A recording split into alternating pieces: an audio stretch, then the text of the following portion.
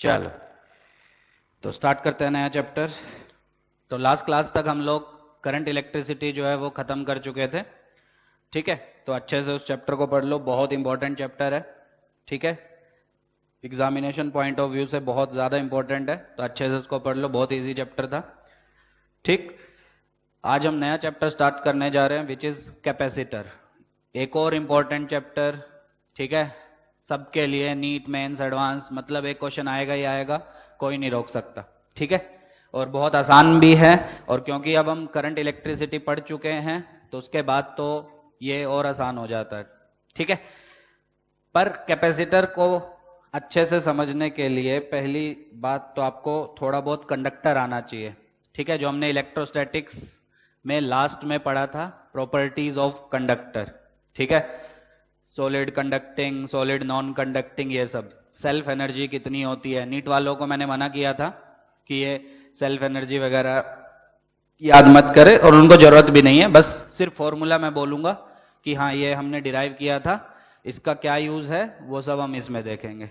ठीक है, उसको नीट वालों को याद करने की जरूरत नहीं है, एडवांस वालों को तो सब क्वेश्चन भी उस पर करवाए गए हैं सेल्फ एनर्जी के ऊपर। तो थोड़ा सा अगर हम रिवाइज करें कि हमने कंडक्टर में क्या क्या पढ़ा था, तो पहली चीज कि जब भी हम एक कंडक्टर को एन एक्सटर्नल इलेक्ट्रिक फील्ड में रखते हैं तो हम क्या देखते हैं कि जो कंडक्टर के अंदर चार्जेस हैं वो अपने आप को ऐसे अरेंज करते हैं ताकि कंडक्टर के अंदर जो नेट इलेक्ट्रिक फील्ड है वो जीरो हो जाए। बराबर, ये नेट इलेक्ट्रिक फील्ड किस किस की वजह से होगी, किस वजह से होगी? पहली तो ये जो एक्सटर्नल हमने अप्लाई की, दूसरी ये जो चार्जेस इंड्यूस हुए इन इंड्यूस चार्जेस की वजह से। ठीक है, तो ये इंड्यूस की वजह से जो फील्ड आएगी वो बैलेंस कर लेगी एक्सटर्नल फील्ड को, ताकि कंडक्टर के अंदर नेट इलेक्ट्रिक फील्ड कितनी हो जाए, जीरो हो जाए। अगर दोनों एक दूसरे को बैलेंस नहीं कर पा रही हैं तो चार्जेस इंड्यूस होते रहेंगे, अरेंज होते रहेंगे, कब तक? जब तक ये दोनों फील्ड एक दूसरे के इक्वल नहीं हो जाती, क्योंकि अल्टीमेटली कंडक्टर के अंदर नेट इलेक्ट्रिक फील्ड आपकी कितनी होनी चाहिए, जीरो होनी चाहिए। ठीक है, फिर हमने देखा था कि जो कंडक्टर का सरफेस होता है ये इक्वी पोटेंशियल सरफेस होता है। ठीक है, और फिर हमने देखा था कि अगर हम इलेक्ट्रिक लाइंस ऑफ फोर्सेस बनाएं, ठीक है, इलेक्ट्रिक लाइंस ड्रॉ करें तो कैसे आएंगी वो, क्योंकि ये इक्वी पोटेंशियल सरफेस है तो परपेंडिकुलर टर्मिनेट होंगी और परपेंडिकुलर ही ओरिजिनेट होंगी। उसका हमने ग्राफ भी पढ़ा था, 4 ग्राफ में से एक ग्राफ सही बताना था, है ना, वो सब अच्छे से कर लेना। ठीक है, फिर हमने पढ़ा था कि सपोज मेरे पास कोई स्फीयर है, ठीक है, और मैंने 4 स्फीयर बताए थे, hollow conducting, hollow non conducting, solid conducting, solid non conducting. इनमें से 3 एक जैसे हैं, कौन कौन से? Hollow conducting, hollow non conducting, solid non conducting. ठीक है, सबके लिए हमने इलेक्ट्रिक फील्ड और पोटेंशियल कैसे वेरी करते हैं वो हमने देखा था। एक बार मैं फिर से रिवाइज कराता हूं। इन तीनों के लिए आउटसाइड इलेक्ट्रिक फील्ड होती है K Q divided by R square होती है। ठीक है, सरफेस के लिए होती है K Q by capital R square. ठीक है, और अंदर फील्ड होती है आपकी जीरो। इसका हमने ग्राफ भी ड्रॉ किया था, नोटबुक में अच्छे से देख लेना। ठीक है, और आउटसाइड और सरफेस के लिए तो एकदम सिंपल है, आप स्फीयर का जो पूरा चार्ज है वो सेंटर पे मान के सोल्व कर सकते हैं, क्योंकि आउटसाइड पॉइंट्स के लिए और सरफेस के पॉइंट्स के लिए स्फीयर एक पॉइंट चार्ज की तरह एक्ट करेगा आपका, ये मैंने बताया था शॉर्टकट निकालने के लिए। ठीक है, और पोटेंशियल्स की बात करें इन तीनों के लिए तो आउटसाइड पोटेंशियल होता है K Q by small R, surface पे होता है K Q by capital are, अंदर होता है क्या जीरो? नहीं, अंदर भी K Q by capital R, field zero पर potential K Q by capital R, वही होगा जो सरफेस पे होता है। इसकी भी हमने डेरिवेशन की थी, E is equal to minus d v by d r से, d v is equal to minus E dot d r से। इससे हमने प्रूव किया था कि हाँ, जो सरफेस पे पोटेंशियल होगा वही अंदर के किसी भी पॉइंट पे होगा। ठीक, और सॉलिड नॉन कंडक्टिंग की बात की जाए तो पूरे वॉल्यूम में चार्ज डिस्ट्रीब्यूटेड होता है, तो उसमें हमने रिजल्ट्स पढ़े थे बाहर और सरफेस के लिए सेम जो इन तीनों के लिए था, के Q by small are square, k Q by capital R square, पर इनसाइड फील्ड हो जाएगी आपकी k q small r by capital R cube. ठीक है, और कभी कभी आपको उसको रो में चेंज करने की जरूरत पड़ती है, तो रो में तो चेंज कर ही सकते हो, रो मतलब वॉल्यूम चार्ज डेंसिटी, है ना, तो क्यू को रो में चेंज कर लोगे, बिल्कुल कर सकते हैं, क्यू को लिख दोगे rho into 4/3 pi capital R cube. ठीक है, तो उससे एक फॉर्मूला और आता है rho small r divided by 3 epsilon naught, ऐसा कुछ देख लेना वो कितना आता है। ठीक है, समझ में आ गया। और पोटेंशियल्स की बात की जाए तो आउटसाइड के पॉइंट के लिए पोटेंशियल होता है K Q by small R, surface के लिए K Q by capital R, वही रिजल्ट। पर अंदर के लिए अजीब सा रिजल्ट आया था, वो आपको याद होना ही चाहिए। वो आया था के Q by 2r³ into 3r² minus small are square. ठीक है, उसका भी हमने ग्राफ बनाया था। ठीक है, वो सब हमने पढ़ा था, याद आया कुछ। फिर उसके बाद हमने पढ़ा था कि अगर हम एक होलोस्फीयर है ना, एक होलोस्फीयर की या एक सॉलिड कंडक्टिंग स्फीयर की हम सेल्फ एनर्जी देखते हैं। ठीक है, मतलब हम क्यू चार्ज को इन्फिनिटी से धीरे धीरे धीरे धीरे करके उसके स्फीयर के ऊपर पुट कर दे रहे हैं, ऐसा। ठीक है, वैसे ही हमने डेरिवेशन भी की थी। तब उसकी एनर्जी कितनी आती है, वो आती है के कैपिटल Q² बाय 2r। ठीक है, नोटबुक में देखना, याद भी होगी बहुत लोगों को। Q क्या है, टोटल चार्ज जो हम इन्फिनिटी से लेके आए हैं उस स्फीयर के ऊपर, धीरे धीरे करके जो लेके आए हैं। ठीक है, और ये एनर्जी, हाँ ये मैंने बताया शायद नहीं, पर तुमको पता होना चाहिए, ये जो एनर्जी आती है KQ by 2r, KQ² by 2r solid conducting के लिए, ये एनर्जी आपकी इलेक्ट्रिक फील्ड की फॉर्म में होती है। ठीक है, तो ये एनर्जी कहां से कहां डिस्ट्रीब्यूटेड होगी, क्या 0 से r के भी रीजन में। मतलब अगर ये मेरा सॉलिड कंडक्टिंग है, इस पे ये Q चार्ज है, ठीक है, तो एनर्जी कितनी होगी, KQ² बाय 2r। तो एनर्जी कहां से कहां डिस्ट्रीब्यूटेड है, किसकी फॉर्म में डिस्ट्रीब्यूटेड है, इलेक्ट्रिक फील्ड की फॉर्म में, है ना। तो कहां से कहां डिस्ट्रीब्यूटेड है, क्या 0 से r के रीजन में, मतलब अंदर नहीं, अंदर तो इलेक्ट्रिक फील्ड होती ही नहीं है आपकी। ठीक है, तो कहां डिस्ट्रीब्यूटेड है ये डिस्ट्रीब्यूटेड है r से लेके इन्फिनिटी वाले रीजन तक। ठीक है, r से इन्फिनिटी के रीजन में ये एनर्जी आपकी डिस्ट्रीब्यूटेड होती है KQ² बाय 2r। ठीक है, इलेक्ट्रिक लाइंस ड्रॉ करनी आती हैं, ऐसे आपकी जाएगी। ठीक है, फिर उसके बाद हमने देखा था कि सॉलिड नॉन कंडक्टिंग की अगर हम बात करें, तो सॉलिड नॉन कंडक्टिंग के लिए आपकी एनर्जी आती है 3KQ² बाय 5r। शायद देख लेना एक बार, डेरिवेशन भी की थी हमने, वही है शायद 3KQ² बाय 5r। एडवांस के लिए इंपॉर्टेंट है ये सारी चीजें, 3KQ² बाय 5r। ठीक है, ये हमने कैसे बनाया था, चार्ज हम लेके आ रहे थे इन्फिनिटी से, उसकी रेडियस भी चेंज हो रही थी। ठीक है, क्योंकि पूरे वॉल्यूम में चार्ज डिस्ट्रीब्यूटेड होना है, उसकी रेडियस भी चेंज हो रही थी, टोटल चार्ज भी चेंज हो रहा था। और फाइनली हमको एक ऐसा स्फीयर मिला था जिस पे टोटल चार्ज कैपिटल Q है, उसकी रेडियस कैपिटल R है। फिर हमने इंटीग्रेशन से डिराइव किया था, वो आई थी 3KQ² बाय 5r। ये भी किसकी फॉर्म में स्टोर है, इलेक्ट्रिक फील्ड की फॉर्म में। ठीक, पर ये कहां से कहां डिस्ट्रीब्यूटेड है एनर्जी, जैसे इसमें r से इंफिनिटी तक डिस्ट्रीब्यूटेड है, उसमें कहां से कहां तक डिस्ट्रीब्यूटेड है, कुछ पार्ट 0 से r के बीच में, कुछ पार्ट r से इंफिनिटी के बीच में। ठीक है, पर अगर हम कंडक्टिंग की बात करें तो कंडक्टिंग में जो एनर्जी डिस्ट्रीब्यूटेड होगी वो आपकी r से इंफिनिटी के बीच में डिस्ट्रीब्यूटेड होगी। ठीक है, ये सब पता ही होगा, ये तो बच्चों वाली चीज है। ठीक है, नीट वालों को भी अब ये ध्यान देना है, क्योंकि इस कंसेप्ट का यूज करेंगे हम कैपेसिटर में। ठीक है, तो बेसिकली एक कंडक्टिंग स्फीयर में जो एनर्जी आपकी आती है वो इलेक्ट्रिक फील्ड की फॉर्म में आती है। ठीक है, और वो एनर्जी कहां से कहां डिस्ट्रीब्यूटेड होती है, 0 से r नहीं होती, वो r से इंफिनिटी तक डिस्ट्रीब्यूटेड होती है। नॉन कंडक्टिंग की बात करें तो 0 से r में भी होगी, r से इंफिनिटी में भी होगी। ठीक है, कितनी होती है, 3KQ² बाय 5r। ये सब हम पढ़ चुके थे, और ये छोटी छोटी चीजें आपको पता होनी चाहिए, तभी कैपेसिटर अच्छे से आएगा। ठीक है, यहां तक वापिस आते हैं कैपेसिटर पे। बहुत मजेदार चैप्टर, बहुत इंपॉर्टेंट चैप्टर। ठीक है, अच्छे से पढ़ना, कोई भी डाउट हो तो तुरंत क्लियर करना उसको। ठीक है, तो बेसिकली एक कैपेसिटर होता क्या है। ठीक है, चैप्टर स्टार्ट करने से पहले हमको पता होना चाहिए कि कैपेसिटर होता क्या है। ठीक, तो अगर हम एक कैपेसिटर की बात करें तो जैसे डे टू डे लाइफ में हम देखें, तो अगर आप घर पे फैन देखे हैं तो फैन के ऊपर एक सिलिंड्रिकल ऐसा गोल गोल वो रहता है आपका, देखे, जिसको हम कंडेंसर बोलते हैं, देखा होगा ना। या मोटर के ऊपर देखो, उसके ऊपर भी आपका वो गोल गोल सिलिंड्रिकल वो रहता है, ठीक है, जिसको कंडेंसर बोलते हैं घरों में जनरली। ठीक है, वो एक्चुअल में क्या है, आपका कैपेसिटर। ठीक है, या बहुत सारे, अगर आपने टीवी देखा हो, कीबोर्ड देखा हो, इन सब में भी आपका कैपेसिटर छोटे छोटे रहते हैं, उनका यूज रहता है। ठीक है, मतलब बहुत सारे इलेक्ट्रिकल इक्विपमेंट्स में कैपेसिटर यूज होता है और बहुत सारे इलेक्ट्रिकल सर्किट्स में कैपेसिटर का यूज होता है। बिना कैपेसिटर के इलेक्ट्रिक सर्किट्स आपके इनकम्प्लीट है।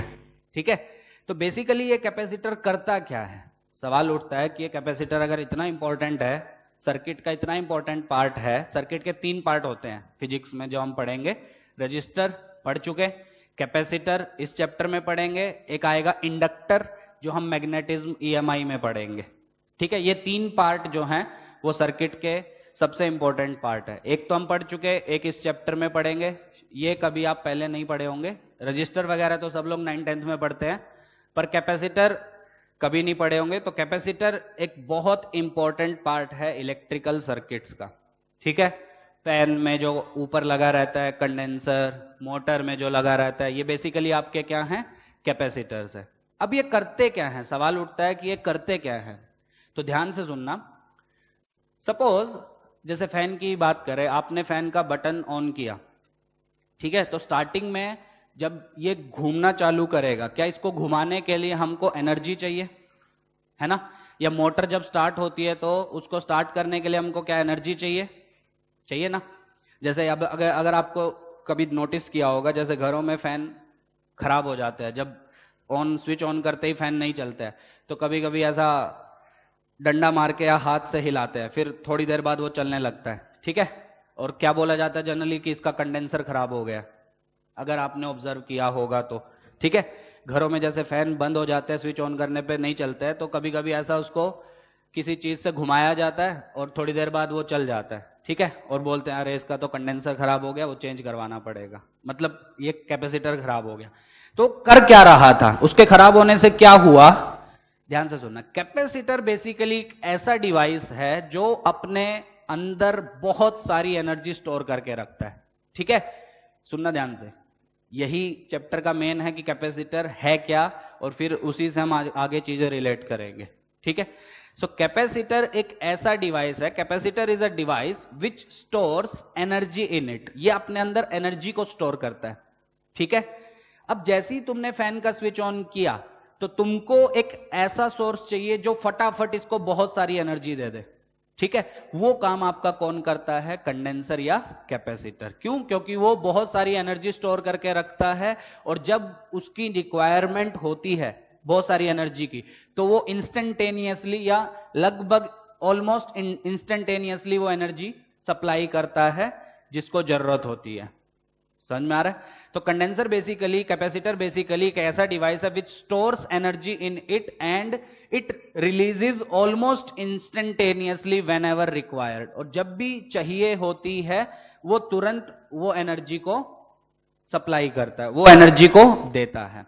अब आधे सोचेंगे सर कैपेसिटर की इसमें क्या जरूरत है, ये काम तो आपका बैटरी भी करती है, बैटरी भी एनर्जी देती है। बिल्कुल देती है, तो फिर कैपेसिटर की जरूरत क्या है? तो दोनों में एक मेजर डिफरेंस है, ध्यान से सुनना, कि बैटरी जो एनर्जी देती है वो एनर्जी इंस्टेंटेनियसली नहीं देती है।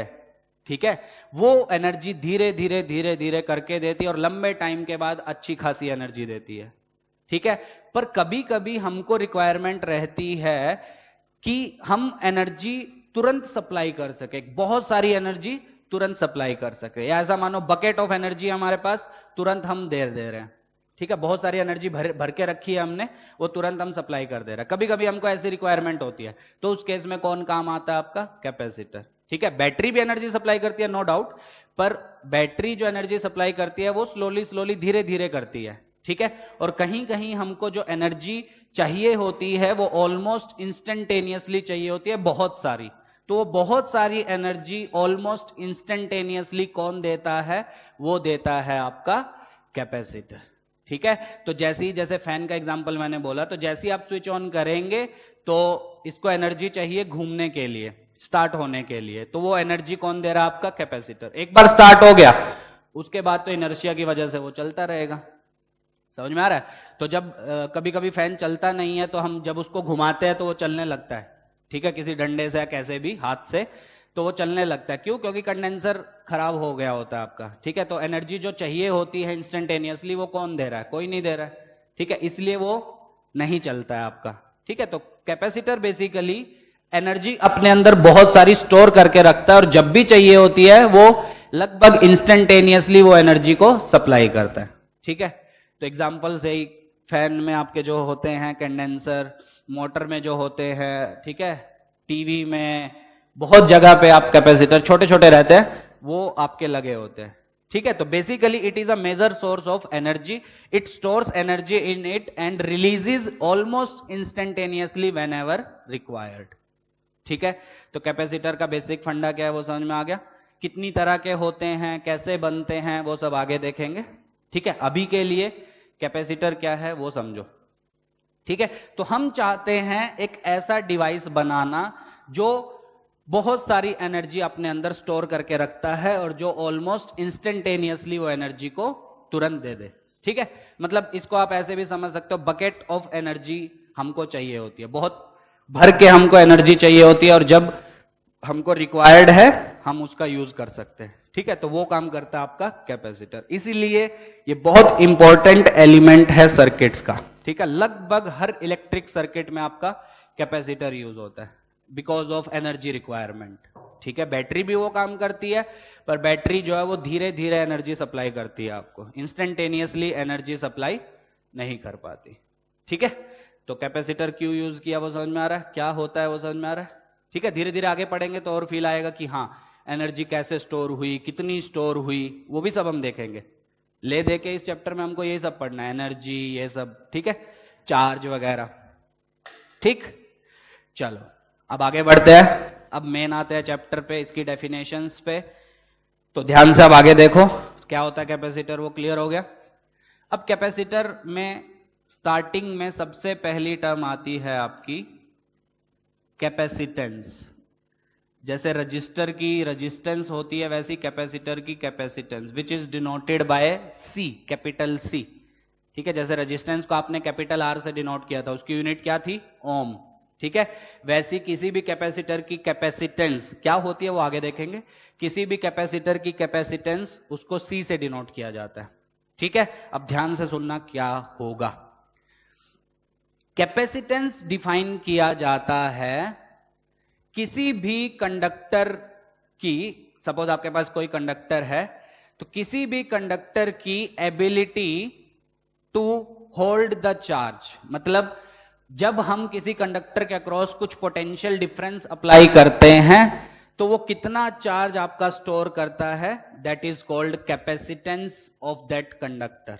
ठीक है, तो capacitance of a conductor is basically defined as the ability to store the charge. क्योंकि आपको एक चीज पता होनी चाहिए, अगर आपने इलेक्ट्रोस्टैटिक्स अच्छे से पढ़ा होगा, कोई कंडक्टर जितना ज्यादा चार्ज स्टोर करेगा, है ना, उतनी ज्यादा उसकी एनर्जी होगी। बराबर, कोई भी कंडक्टर जितना ज्यादा आपका चार्ज स्टोर करेगा उतनी ज्यादा उसकी क्या होगी, एनर्जी होगी। बिल्कुल सही बात है, हम चाहते भी क्या है, जितनी ज्यादा एनर्जी हो उतना अच्छा है।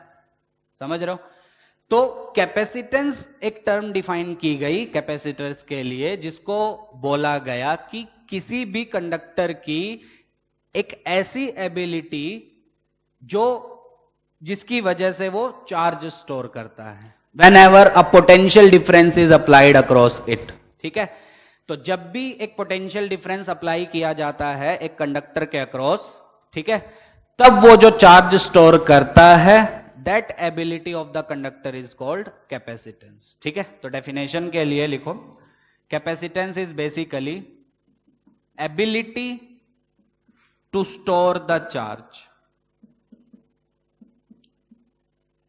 ठीक है, पर यूनिट वोल्टेज बोला जाता है। अभी प्रॉपर क्या है वो अभी देखेंगे मैथमेटिकली, तब समझ में आ जाएगा। अभी के लिए capacitance is basically ability to store the charge, क्योंकि जितनी ज्यादा चार्ज वो स्टोर कर सकता है मतलब कैपेसिटेंस उतनी ज्यादा। ठीक है, और जितना ज्यादा चार्ज वो स्टोर करेगा उतनी ज्यादा उसकी एनर्जी आएगी। वही हम चाहते हैं, जितनी ज्यादा एनर्जी हो उतना हमारे लिए अच्छा है। ठीक है ना, तो capacitance is basically ability to store the charge. ठीक है, अब कैसे मैथमेटिकली निकाला गया ध्यान से सुनना। सपोज मेरे पास ये कोई आर्बिट्रेरी शेप का कंडक्टर है, ऐसी आर्बिट्रेरी शेप का। ठीक है, इसको हमने चार्ज दिया Q। ठीक है, कहां से दिया, इन्फिनिटी से धीरे धीरे करके चार्ज लेके आए और टोटल चार्ज हमने इसको कितना दे दिया, Q। कैसे डिस्ट्रीब्यूटेड होगा, क्या यूनिफॉर्मली? नहीं, क्योंकि इसकी शेप जो है वो रैंडम, देखो आर्बिट्रेरी शेप है। यूनिफॉर्म होती तो यूनिफॉर्म डिस्ट्रीब्यूशन होता, सीखा था ना कैसे डिस्ट्रीब्यूशन होता है। ऐसे डिस्ट्रीब्यूशन होगा ताकि sigma proportional to 1/r, where r is radius of curvature. तो जहां रेडियस ऑफ कर्वेचर कम, वहां पे आपका चार्ज ज्यादा आएगा। ठीक है, वो सब कर लोगे ना डिस्ट्रीब्यूशन। ठीक है, मैं पूरा नहीं बना रहा हूं। तो हमने क्या किया, ध्यान से सुनना, हमारे पास एक रैंडम शेप का कंडक्टर था, ठीक है, रैंडम साइज रैंडम शेप का, और हमने उसको Q चार्ज दिया। और कहां से आया, ऑब्वियसली इन्फिनिटी से। धीरे धीरे करके हम चार्ज लेके आए। कितना चार्ज हमने टोटल दिया इसको, Q। ठीक, और सपोज इसका जो पोटेंशियल हो गया वो हो गया आपका V। ठीक है, Q चार्ज देने के बाद कुछ पोटेंशियल आएगा ऑब्वियसली, तो वो पोटेंशियल आपका कितना हो गया, V। तो कैपेसिटेंस कैसे डिफाइन की जाती है, ध्यान से सुनना। So capacitance of this conductor will be defined as this charge which is given to the conductor divided by potential जो आपका आया है। ठीक है, तो C is basically Q divided by V। थोड़ी देर में और अच्छे से समझ में आएगा। अभी के लिए कि Q जो है वो हमने चार्ज जो उसको दिया है, V जो है वो उसका जो पोटेंशियल हो गया है, इन दोनों का जो रेशियो होगा that is called your capacitance. ठीक है, डेफिनेशन क्या है, capacitance is basically ability of a conductor to store the charge. जितना ज्यादा चार्ज स्टोर कर सकता है ऑब्वियसली उतनी ज्यादा एनर्जी होगी। ठीक है, और उतनी ज्यादा आपकी क्या होगी, कैपेसिटेंस होगी। समझ में आ गया। तो एबिलिटी को हमने किससे डिफाइन कर दिया, एक टर्म बोल दी विच इज कॉल्ड कैपेसिटेंस, क्योंकि हम चाहते हैं कि वो कैपेसिटर जो है, वो कंडक्टर जो है वो ज्यादा से ज्यादा चार्ज स्टोर कर सके, ताकि जब भी चाहिए होगा वो इंस्टेंटेनियसली वो एनर्जी दे सके। ठीक है ना, तो उसके लिए एक टर्म डिफाइन की गई दैट इज कॉल्ड कैपेसिटेंस। ठीक है, किसी भी कंडक्टर की ability to store the charge. ठीक है, अब मैथमेटिकली कैसे डिफाइन किया गया, ये डिफाइन किया गया, मान लेना इसको, कोई वो नहीं है। तो कैसे डिफाइन किया गया, सपोज हमारे पास एक रैंडम शेप और साइज का कंडक्टर है जिसको हमने Q चार्ज सप्लाई किया, और सपोज जिसका पोटेंशियल हो गया V। ठीक है, so capacitance of this conductor will be given by charge supplied divided by potential. Actual में क्या है ये थोड़ी देर बाद मैं बताऊंगा। ठीक है, एक्चुअल में दिस इज पोटेंशियल डिफरेंस, अभी थोड़ी देर बाद क्लियर हो जाएगा आपको। ठीक है, यहां तक चलो। अब देखो ध्यान से, डेफिनेशन लिख ली, तो डेफिनेशन ये बनाओ, रैंडम शेप और साइज का कंडक्टर, इन्फिनिटी से कितना चार्ज सप्लाई किया, Q। ये टोटल बना लेना हर जगह, कहां ज्यादा कहां कम सिखाया था ना पिछले चैप्टर में। तो वहां ज्यादा होगा जहां रेडियस ऑफ कर्वेचर आपकी कम होगी, और जहां रेडियस ऑफ कर्वेचर कम वहां पे ज्यादा आएगा। जैसे यहां पे शार्प एजेस पे आपका ज्यादा आएगा, पता है ना ये सब। ठीक, ये बनाने के बाद लिखना, let a charge capital Q, let a charge. अभी स्टार्टिंग में थोड़ा प्रॉब्लम हो सकता है कि क्या हो रहा है समझ में आने में, पर इतना मुश्किल नहीं है, पर धीरे धीरे और क्लियर हो जाए। एक दो लेक्चर के बाद पूरा क्लियर हो जाएगा कि हाँ ये होता है कैपेसिटेंस, ये होता है कैपेसिटर। ठीक है, तो लिखो, let a charge capital Q is supplied to this conductor. Let a charge capital Q is supplied to this conductor. ठीक है, and its potential becomes V, and its potential becomes V। ठीक है, full stop। then its capacitance is defined as, then its capacitance is defined as C is equal to Q divided by V। C is equal to Q divided by V। ठीक है, समझ रहे हो। तो हम ultimately क्या चाहते हैं, हम अल्टीमेटली चाहते हैं कि कंडक्टर की कैपेसिटेंस जितनी ज्यादा होगी, सुनना ध्यान से, कंडक्टर की कैपेसिटेंस जितनी ज्यादा होगी उतना ज्यादा वो चार्ज स्टोर करेगा एक पोटेंशियल डिफरेंस अप्लाई करने पे, और जितना ज्यादा वो चार्ज स्टोर करेगा उतनी ज्यादा उसकी एनर्जी आएगी आपकी। समझ में आ रहा है। ठीक है, तो इसलिए कैपेसिटेंस को डिफाइन किया गया, ताकि हम देख के बता सके हाँ इसकी कैपेसिटेंस ज्यादा है तो ये ज्यादा इसकी एबिलिटी है चार्ज को स्टोर करने की, तो उतनी ही ज्यादा क्या आएगी आपकी एनर्जी आएगी। ठीक है, चलो अब आगे ध्यान से देखो। अब हम देखते हैं capacitance of a spherical conductor, capacitance of a spherical conductor. ये तो मैंने अभी आर्बिट्रेरी शेप का देखा था, ठीक है। एक स्फेरिकल कंडक्टर की कैपेसिटेंस कैसे निकालते हैं, कितनी होती है, ठीक है। तो देखो ध्यान से, सपोज मेरे पास ये एक स्फेरिकल कंडक्टर है, ठीक, जिसकी रेडियस कितनी है, कैपिटल आर। कैपिटल आर इसकी रेडियस है, ठीक है। और मैंने इसको चार्ज दिया क्यू, ठीक है। कहां से लेके आए, इन्फिनिटी से धीरे धीरे धीरे धीरे करके मैंने इसको टोटल चार्ज कितना दे दिया, क्यू। कैसे डिस्ट्रीब्यूट होगा बताओ, बिल्कुल सही, यूनिफॉर्मली डिस्ट्रीब्यूट होगा, ठीक है। तो टोटल चार्ज कितना आया इस पे, कैपिटल क्यू, ठीक है। अच्छा, अब मुझे एक चीज बताओ, इसका पोटेंशियल कितना हो गया, ठीक है। याद है जब भी हम कंडक्टर पे क्यू चार्ज देते हैं तो उसका पोटेंशियल कितना लिखते हैं, के क्यू बाय कैपिटल आर, यही तो लिखते हैं। अरे याद आया, इन्फिनिटी से हमने इस कंडक्टर को टोटल चार्ज सप्लाई किया क्यू, कैसे डिस्ट्रीब्यूट होगा, यूनिफॉर्मली आउटर सरफेस पे डिस्ट्रीब्यूट होगा, पता है ना ये सब। तो ये क्यू चार्ज आने की वजह से इस कंडक्टर का पोटेंशियल कितना हो गया, के क्यू बाय कैपिटल आर। पढ़ चुके इलेक्ट्रोस्टैटिक्स में। तो कैपेसिटेंस इसकी कितनी हो जाएगी, it's capacitance will be total charge जो हमने सप्लाई किया डिवाइडेड बाय पोटेंशियल, ठीक है। तो कितना हो जाएगा, Q upon V, V is k Q by r, so Q से Q कैंसिल, C आपका कितना हो जाएगा, 1 बाय के इंटू आर, और 1 बाय के क्या होता है, 4 pi epsilon naught R. So basically capacitance of a spherical conductor is given by 4 pi epsilon naught r, where epsilon naught is 8.85 into 10 raised to the power minus 12. Capital R is radius of the conductor, ठीक है। तो अगर हमारे पास r radius का conductor है तो उसकी capacitance कितनी दी जाती है, 4 पाई एप्सिलॉन नॉट r। अभी आगे ध्यान से सुनो, अभी क्लियर होता जाएगा कि कैपेसिटेंस ये सब क्या होता है, ठीक। अब सुनना ध्यान से, जब भी हम इस कंडक्टर को क्यू चार्ज देते हैं तो हम इसका पोटेंशियल कितना लिखते हैं, के क्यू बाय कैपिटल आर, ये आपको पता होगा। पर वो कब लिखते हैं, जब हम इन्फिनिटी का पोटेंशियल कितना मानते हैं, जीरो। याद आया, तो जब हम इन्फिनिटी का पोटेंशियल जीरो लेते हैं तब हम इस कंडक्टर का चार्ज कितना लिखते हैं, के Q divided bye capital are, यही करते हैं, ठीक है। अगर हम इसका पोटेंशियल इन्फिनिटी पे जीरो ना ले, इन्फिनिटी का पोटेंशियल जीरो ना ले, तो हम इसका potential K Q by are नहीं लिख सकते, है ना। तो हम वहां पे जीरो मान के इसका पोटेंशियल लिखते हैं के क्यू बाय कैपिटल आर, ठीक।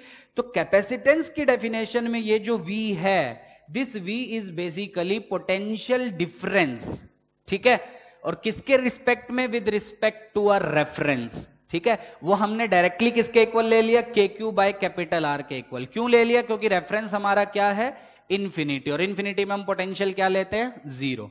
पर जैसे जैसे आगे हम बढ़ेंगे, जैसे कल के लेक्चर में हम पढ़ेंगे, ठीक है, तो उसमें हम कैपेसिटेंस जब निकालेंगे तो उसमें जो V लेंगे, that V will be potential difference. यहां पे भी V पोटेंशियल डिफरेंस है, समझ में आ रहा है। Q is basically the charge जो हमने दिया है उसको, V क्या है, V इज पोटेंशियल डिफरेंस। अब वो किसके बीच में, क्योंकि इन्फिनिटी से आपने चार्ज दिया Q इस स्फीयर को, ठीक है। तो पोटेंशियल डिफरेंस क्या होगा, स्फीयर का चार्ज, स्फीयर का पोटेंशियल माइनस इन्फिनिटी पे पोटेंशियल, और इन्फिनिटी में हम क्या कंसीडर करते हैं, जीरो। उसके बाद स्फीयर का क्या लिखते हैं हम, के क्यू बाय आर। तो इसलिए जो नीचे V मैंने लिख दिया वो के क्यू बाय आर लिख दिया, but this V is basically potential difference, ठीक है। धीरे धीरे जब हम और कैपेसिटेंस निकालेंगे तो और क्लियर होगा कि हाँ ये V एक्चुअल में ये है, समझ रहे हो।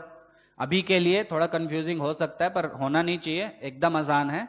कि देखो चार्ज तुमने कहां से किस पे दिया, पहली चीज, ठीक है। तो तुम इन्फिनिटी से धीरे धीरे धीरे धीरे करके चार्ज लेके आए, किसके ऊपर, इस गिवन स्फीयर के ऊपर, इस गिवन कंडक्टर के ऊपर क्यू चार्ज लेके आए, ठीक है। तो कैपेसिटेंस कैसे डिफाइन की जाती है, ये जो चार्ज हमने दिया डिवाइडेड बाय पोटेंशियल डिफरेंस। अब वो किस किस के बीच में होगा, ये जो आपका कंडक्टर है इसका पोटेंशियल माइनस जो आप जहां से लेके आए हैं रेफरेंस पॉइंट, मतलब इन्फिनिटी, ठीक है। तो जब वो आप लिखोगे वो आपका हो जाएगा के क्यू बाय कैपिटल आर, समझ में आ रहा है। Q से Q कैंसिल हो जाएगा, तो ये बचेगा R बाय के, एंड 1 बाय के इज 4 पाई एप्सिलॉन नॉट। ठीक है, तो capacitance of a spherical conductor is given by 4 pi epsilon not R। ठीक है, this V is basically potential difference. धीरे धीरे और क्लियर होगा। This V is potential difference. सही है यहां तक?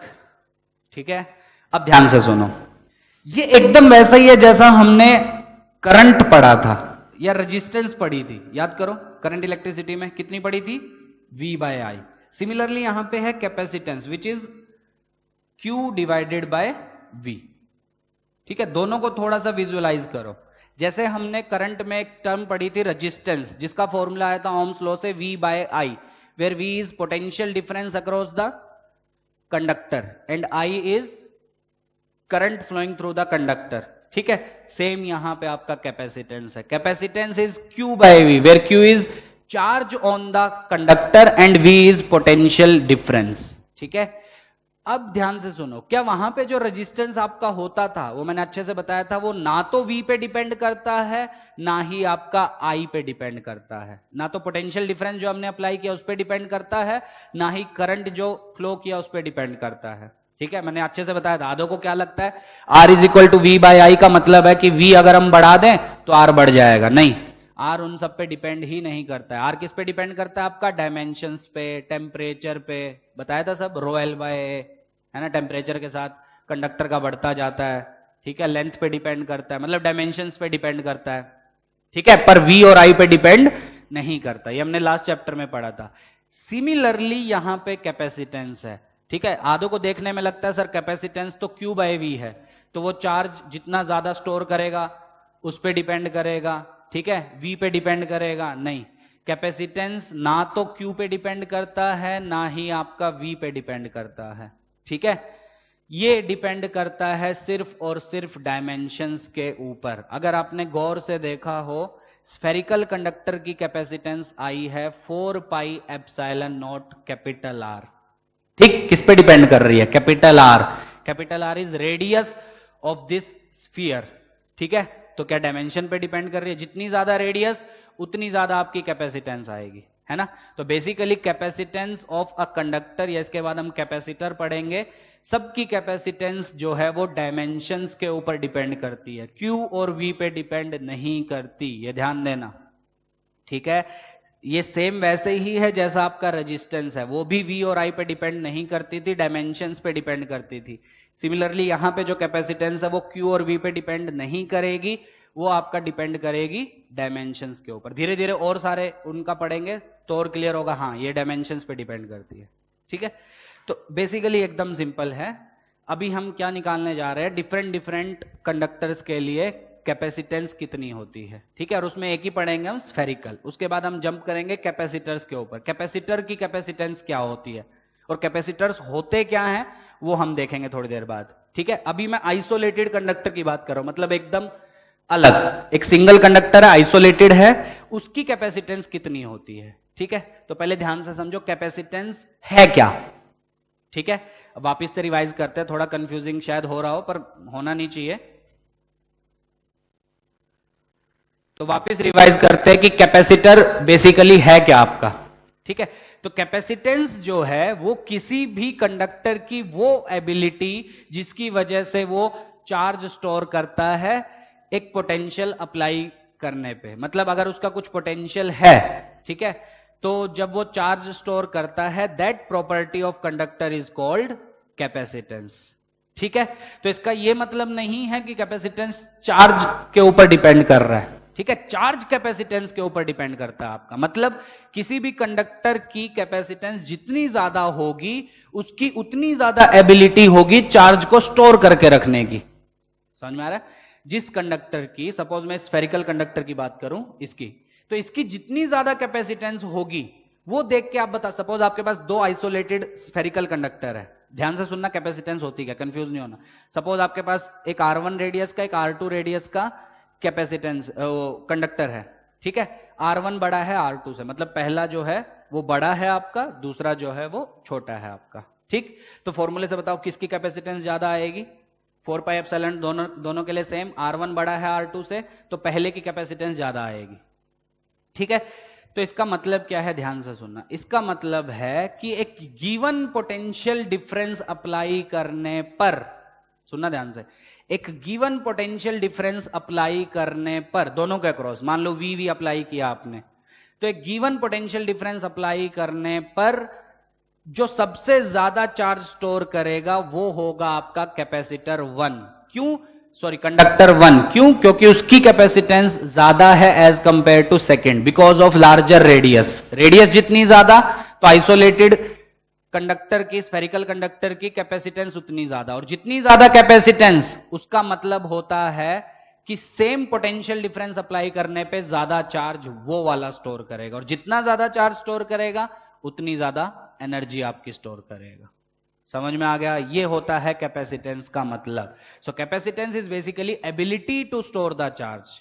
ठीक है, तो अगर आपको दो आइसोलेटेड स्फेरिकल कंडक्टर दे के उनकी कैपेसिटेंस दे दे और पूछे कि सेम पोटेंशियल डिफरेंस अप्लाई करने पे कौन ज्यादा चार्ज स्टोर करेगा, तो जिसकी कैपेसिटेंस ज्यादा, क्योंकि कैपेसिटेंस ही क्या होता है, एक गिवन पोटेंशियल डिफरेंस अप्लाई करने पर किसी भी कंडक्टर की एबिलिटी चार्ज को स्टोर करने की। तो जितनी ज्यादा कैपेसिटेंस उतनी ज्यादा एबिलिटी, और जितनी ज्यादा एबिलिटी उतना ज्यादा चार्ज स्टोर कर पाएगा, और जितना ज्यादा चार्ज स्टोर कर पाएगा उतनी ज्यादा वो एनर्जी स्टोर कर पाएगा। समझ में आ गया? ठीक है, अभी हम कैपेसिटर पे नहीं गए हैं कि कैपेसिटर क्या होता है। कैपेसिटर क्या होता है हम थोड़ी देर बाद देखेंगे।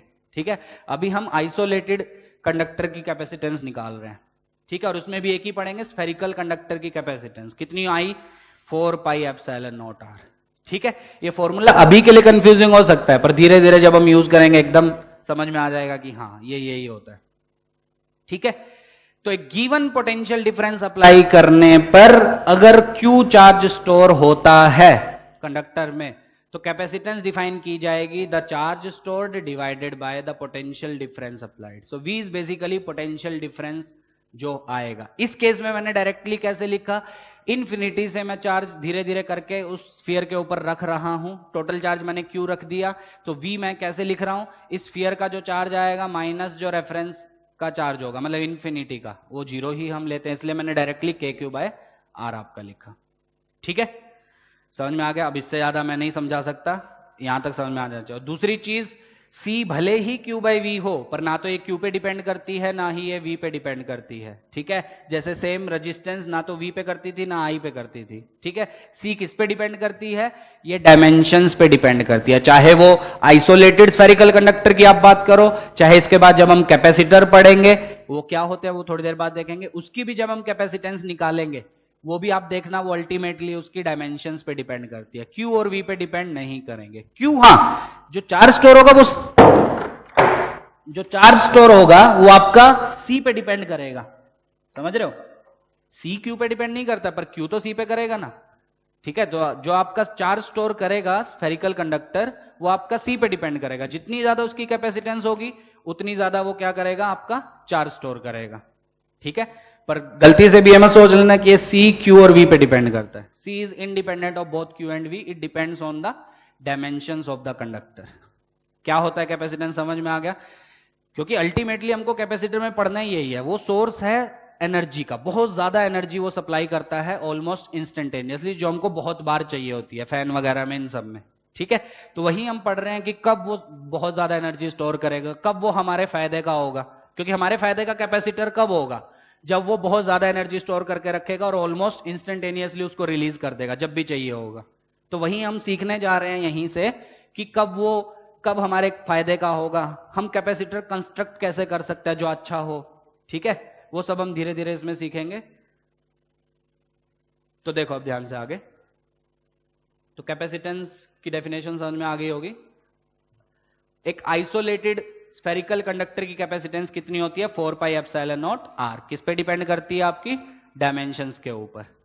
ठीक है, चलो अब देखो ध्यान से, तो अगर मैं इसकी कैपेसिटेंस निकालने बैठूं, किसकी, इसकी स्फेरिकल कंडक्टर की, कितनी आएगी बोलो, 4 पाई 22/7 एप्सिलॉन नॉट 8.85 इंटू 10 की power -12 into capital R।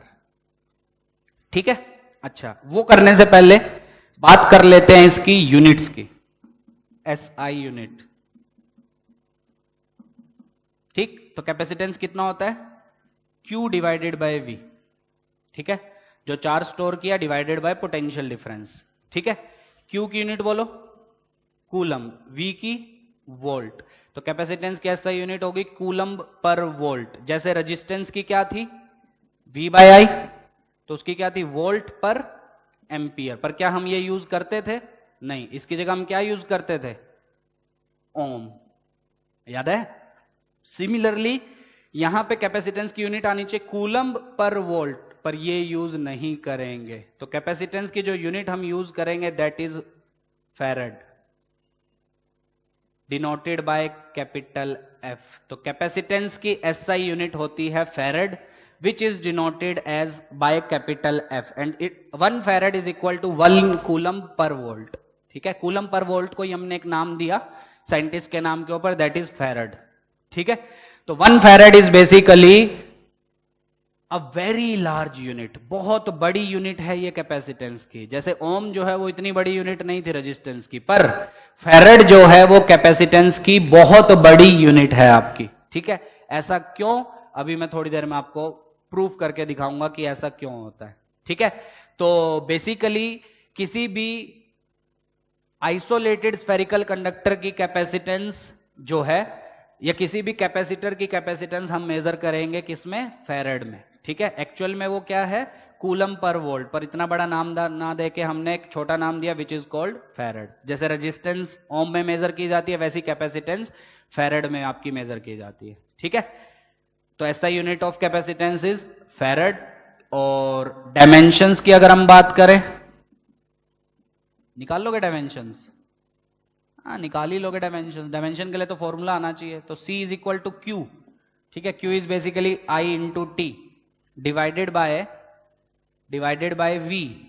V potential difference. अब पोटेंशियल डिफरेंस की डायमेंशंस कैसे निकालोगे? किसी फॉर्मूले में चेंज करना पड़ेगा इसको। हाँ, तो सबसे बेटर है work done per unit charge. यही तो होता है potential difference, work done in taking a charge from A to B divided by per unit charge. ठीक है, अब Q भी क्या होगा? IT, ये भी IT, तो IT का square that will be A2T2, क्योंकि I एम्पियर। ठीक है, divided by work that will be M1L2T minus 2। तो ओवरऑल कैपेसिटेंस की डायमेंशन होगी M-1L-2T4A2। ठीक है, अगर मैं ये ना भी बताऊं तब भी तुमको खुद से आना चाहिए कि किसी भी क्वांटिटी की डायमेंशंस कैसे निकालते हैं। ठीक है, तो basically dimensions of capacitance is M-1L-2T4A2। कैसे आई? समझ में आ गया? Q by V। अब Q की आपको पता ही होगी डायमेंशन, V की आपको आनी चाहिए, ये सब आनी चाहिए खुद से। ठीक है, चलो, तो 1 फैरेड क्या होता है समझ में आ गया। फैरेड किसकी यूनिट है वो समझ में आ गया। चलो अब आगे देखो। तो अभी अभी हमने आज के लेक्चर में सिर्फ एक की कैपेसिटेंस निकालनी सीखी, that is isolated spherical conductor, जो ज्यादा यूज नहीं होगा। ज्यादा यूज होगा कैपेसिटर्स की कैपेसिटेंस। ठीक है, वो कल के लेक्चर में स्टार्ट करेंगे। ठीक है, पर आइसोलेटेड अगर हम स्फेरिकल कंडक्टर की बात करें तो उसकी कैपेसिटेंस आई थी 4 पाई एप्सिलॉन नॉट आर। मतलब अगर हमारे पास r रेडियस का कोई कंडक्टर है स्फेरिकल, तो उसकी कैपेसिटेंस कितनी आती है? 4 पाई एप्सिलॉन नॉट आर। ठीक, चलो देखो अब ध्यान से। तो ये C कितना हो गया आपका? 4 into 22/7 which is 88/7 into 8.85 into 10 की पावर -12 इंटू रेडियस। ठीक, अब मुझे बताओ किसी भी कंडक्टर की रेडियस कितनी ले सकते हो? ठीक है, ज्यादा से ज्यादा रेडियस कितनी हो सकती है किसी भी कंडक्टर की? 10 मीटर। 10 मीटर भी बहुत बड़ा होता है आपका। 2 मीटर, 3 मीटर, इवन अर्थ भी तो एक कंडक्टर है। ठीक है, अर्थ की खुद की रेडियस कितनी है? सपोज मैं अर्थ भी अगर लू तो उसकी रेडियस कितनी है? 6400 किलोमीटर। पता होगा ना?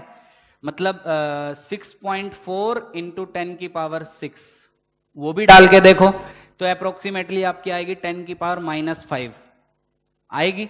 एक फैराड तो आपकी कभी आ ही नहीं पाएगी कैपेसिटेंस। देख के देखो, एक फैराड लाने के लिए रेडियस कितनी होनी चाहिए?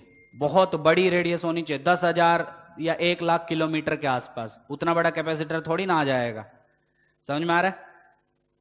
तो ये करने से मैं बोलना क्या चाहता हूं वो ध्यान से सुनना, कि आपके पास अगर कोई आइसोलेटेड स्फेरिकल कंडक्टर है, उसकी रेडियस है कुछ, मान लो 10 मीटर 15 मीटर, इससे बड़ा तो वैसे भी नहीं हो सकता, ठीक है?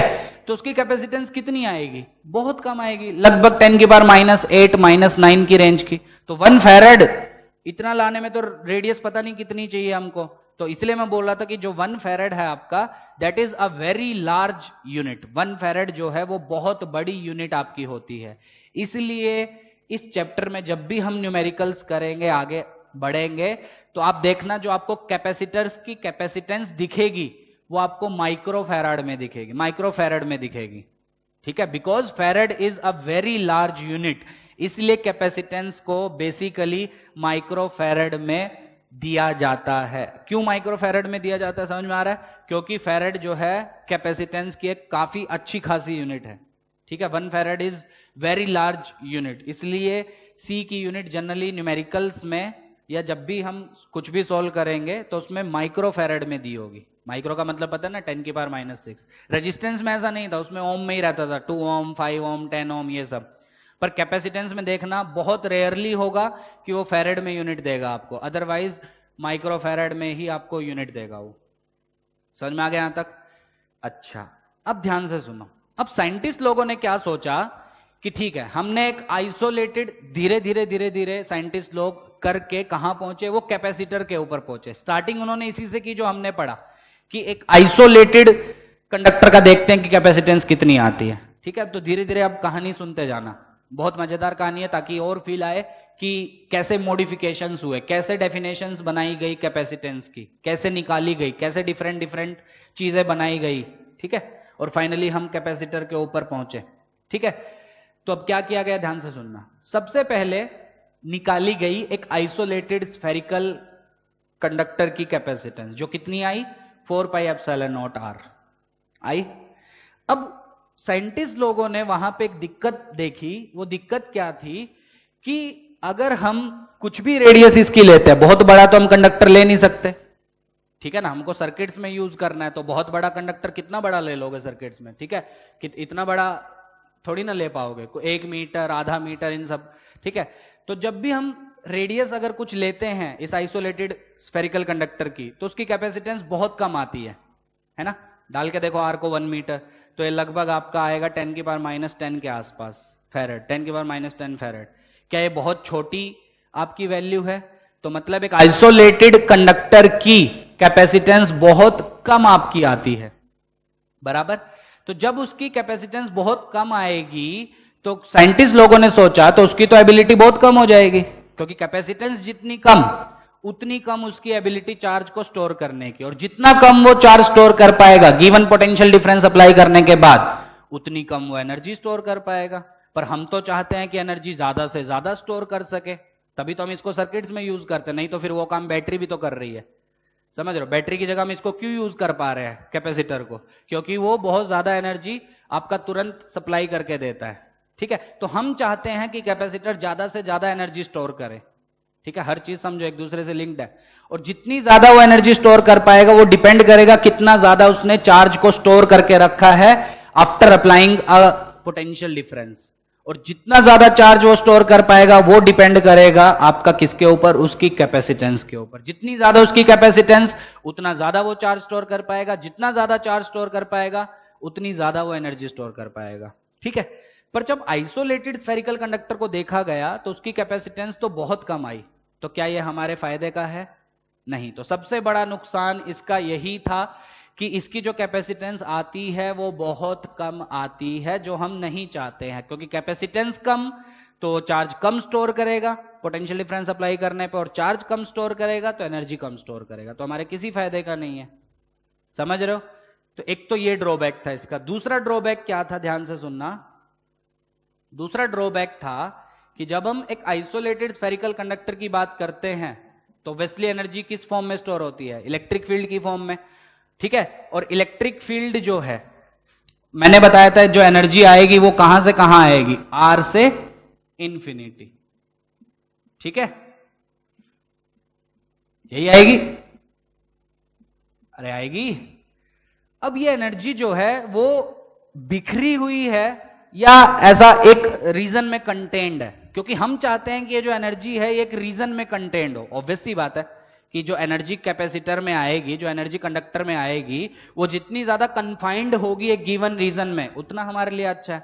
पर साइंटिस्ट लोगों ने देखा कि जब हम एक स्फेरिकल आइसोलेटेड कंडक्टर की बात करते हैं तो उसमें जो एनर्जी आती है वो ऐसा आपकी बिखरी हुई एनर्जी आती है, आर से लेके इन्फिनिटी तक। वो हम बिल्कुल नहीं चाहते। हम तो चाहते हैं एक छोटे से रीजन में आपकी एनर्जी कन्फाइंड हो जाए, ठीक है।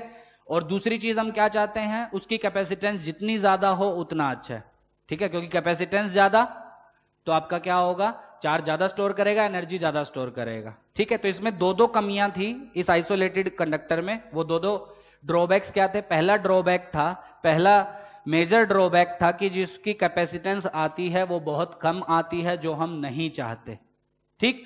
दूसरा जो इसका ड्रॉबैक था वो क्या था कि जो इसमें एनर्जी आती है आइसोलेटेड स्फेरिकल कंडक्टर में, वो एनर्जी ऑब्वियसली इलेक्ट्रिक फील्ड की फॉर्म में आएगी और वो होती है आर से इन्फिनिटी के बीच में, ठीक है। तो मतलब ये फैली हुई बिखरी हुई एनर्जी है जो हम नहीं चाहते। हम चाहते हैं एनर्जी एक रीजन में कन्फाइंड हो। समझ में आ रहा है? तभी हमारे लिए अच्छा होगा, तभी हम सर्किट में उसको अच्छे से यूज कर पाएंगे। जितने रीजन में कन्फाइंड अगर एनर्जी हमको मिल जाए तब हमारे लिए ज्यादा अच्छा होगा। पर इसमें एनर्जी देखी गई तो वो बिखरी हुई एनर्जी हमको मिली जो नहीं चाहते। तो इन दो ड्रॉबैक्स की वजह से ये आइसोलेटेड कंडक्टर को सर्किट्स में यूज नहीं किया गया। फिर धीरे धीरे मॉडिफिकेशंस हुई, मॉडिफिकेशंस होने के बाद फाइनली बनाया गया कैपेसिटर, और उसमें भी पैरेलल प्लेट कैपेसिटर। वो क्या होता है वो कल के लेक्चर में डिटेल में आएगा, और कल का लेक्चर बहुत इंटरेस्टिंग होने वाला है, ठीक है। उसमें न्यूमेरिकल्स स्टार्ट हो जाएंगे आपके, ठीक है। थोड़ा सा मुश्किल भी होगा तो ध्यान से समझना, ठीक है। थोड़ा मैथ वैथ लगेगा उसमें, पर फील आएगा कि हाँ ये होता है कैपेसिटेंस। आज अगर नहीं भी आया होगा तो कल फील आ जाएगा कि हाँ ये होता है कैपेसिटेंस, ऐसे निकालते हैं, ठीक है। अभी के लिए Q बाई वी आपका कैपेसिटेंस होता है। Q जो हमने चार्ज उसको दिया, V पोटेंशियल डिफरेंस जो आएगा, ठीक है। अभी के लिए पोटेंशियल डिफरेंस हम डायरेक्टली लिख दे रहे हैं, स्फीयर का पोटेंशियल माइनस रेफरेंस पॉइंट का जो कि 0 था हमारा, इसलिए डायरेक्टली स्फीयर का ही हमने लिख दिया था। पर एक्चुअल में this V in the formula is potential difference and this Q is the charge stored, ठीक है। उनका रेशो आपको कैपेसिटेंस देगा। तो अभी तक हमने पहले लेक्चर में सिर्फ स्फेरिकल कंडक्टर की कैपेसिटेंस पढ़ी, तो उसमें हमको क्या क्या दिक्कत मिली। फॉर्मूला आपको याद होना चाहिए, capacitance will be 4 pi epsilon not capital R. Direct question मिलेंगे आपको बुक्स में, ठीक है।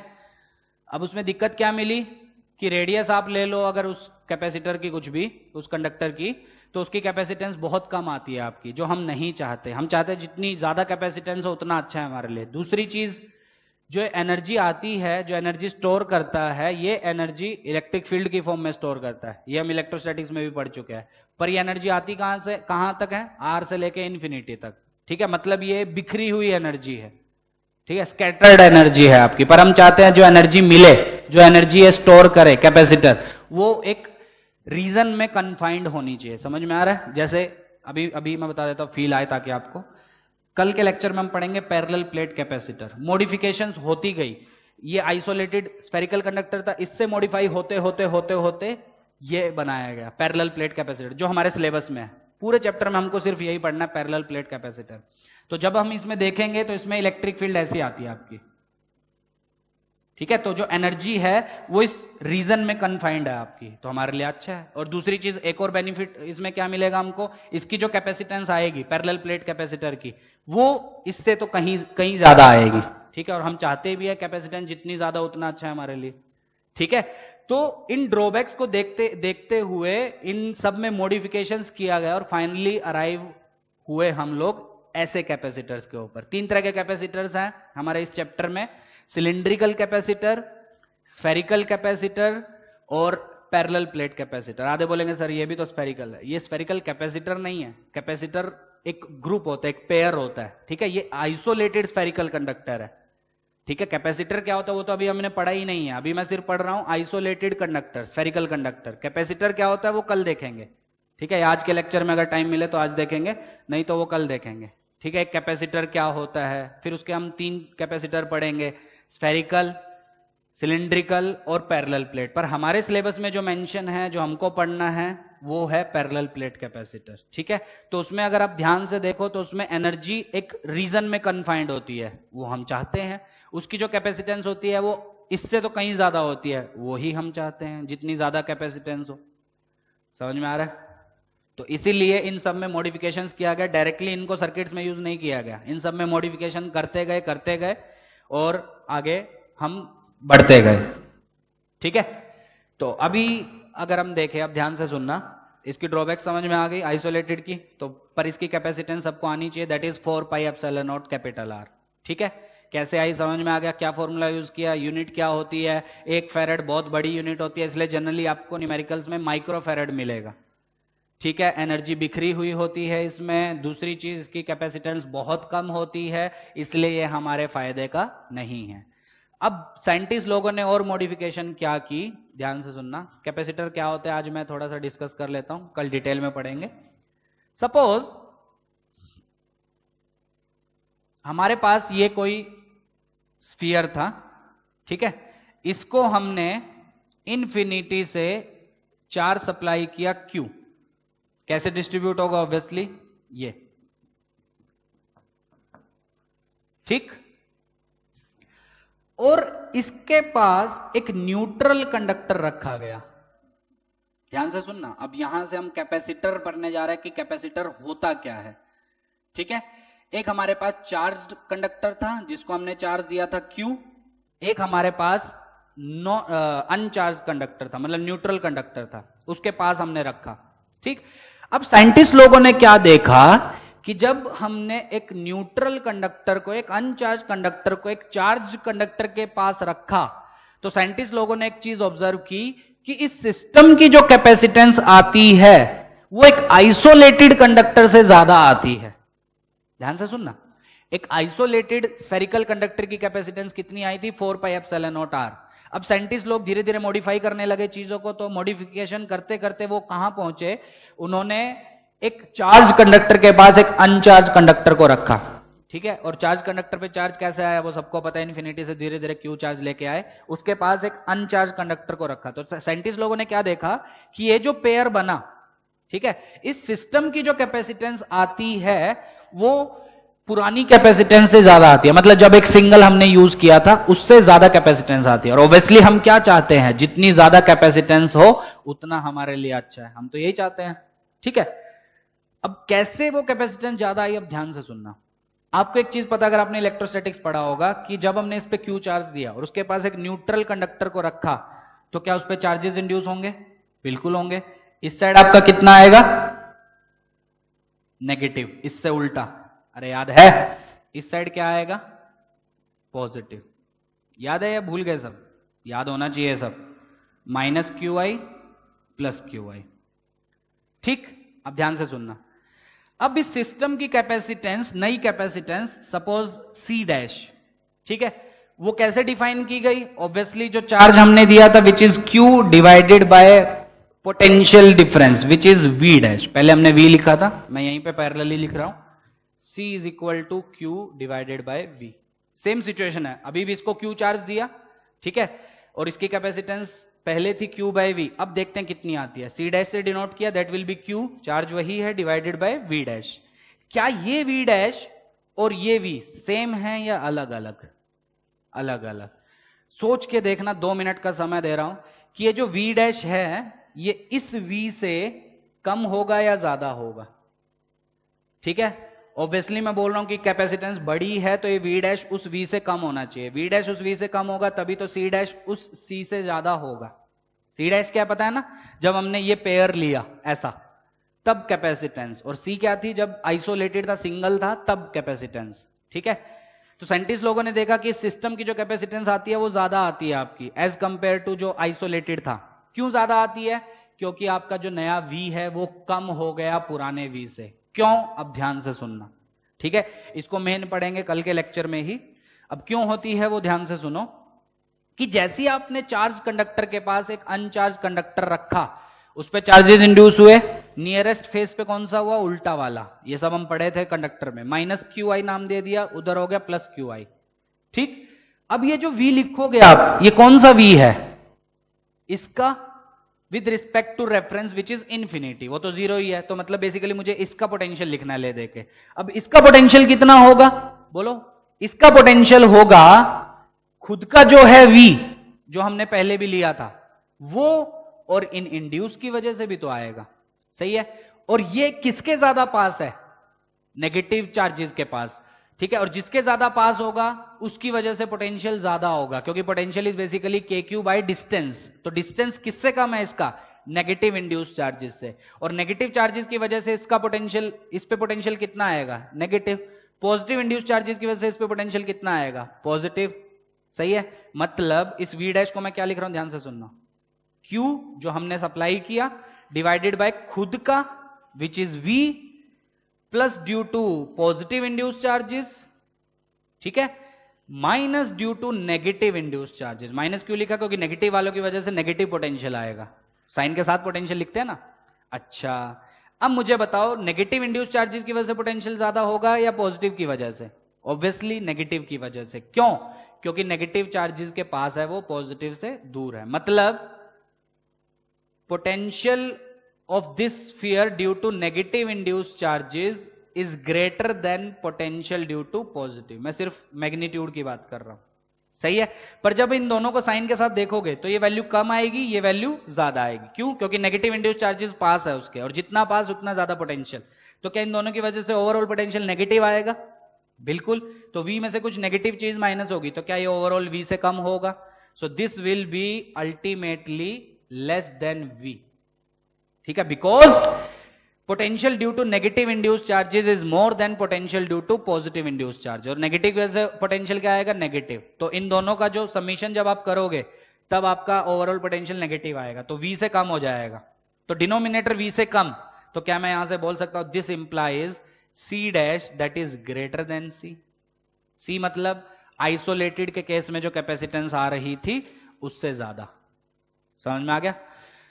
तो यहीं पे अभी स्टॉप करते हैं, कल वापस पढ़ेंगे। पर जाने से पहले रिवाइज करते हैं जो अभी हमने पढ़ा कि आइसोलेटेड की जब बात की गई तो उसकी कैपेसिटेंस कम दिखी हमको। वो किस वजह से कम दिखी? Due to two things. First क्या थी कि उसकी कैपेसिटेंस कम थी, मतलब उसमें हमको क्या क्या कमियां दिखी? वो दो कमियां दिखी, एक कैपेसिटेंस कम, दूसरी जो एनर्जी मिलती है वो बिखरी हुई एनर्जी हमको मिलती है, ठीक है। फिर मॉडिफिकेशन करते करते क्या किया गया? एक चार्ज के पास एक अनचार्ज कंडक्टर रखा गया। तब देखा गया इस पेयर की जो कैपेसिटेंस आती है वो आइसोलेटेड से तो ज्यादा आती है, और हम वही चाहते हैं कि कैपेसिटेंस जितनी ज्यादा बढ़े उतना हमारे लिए अच्छा है, ठीक है। अब इसमें और क्या मॉडिफिकेशन किए गए वो हम कल के लेक्चर में देखेंगे, और फिर कल स्टार्ट करेंगे पैरेलल प्लेट कैपेसिटर, जिस पे ये पूरा चैप्टर बेस्ड है। अभी सिर्फ इंट्रो है, ठीक है, ये कहीं पूछा नहीं जाएगा, बस पता होना चाहिए आपको कैपेसिटर होते क्या। अभी भी मैंने नहीं बताया कि कैपेसिटर क्या होते हैं, ठीक है, अभी मैं बताऊंगा वो कल के लेक्चर में। तो आज का लेक्चर अभी ध्यान से देखो, तो बाकी कल करते हैं। चल।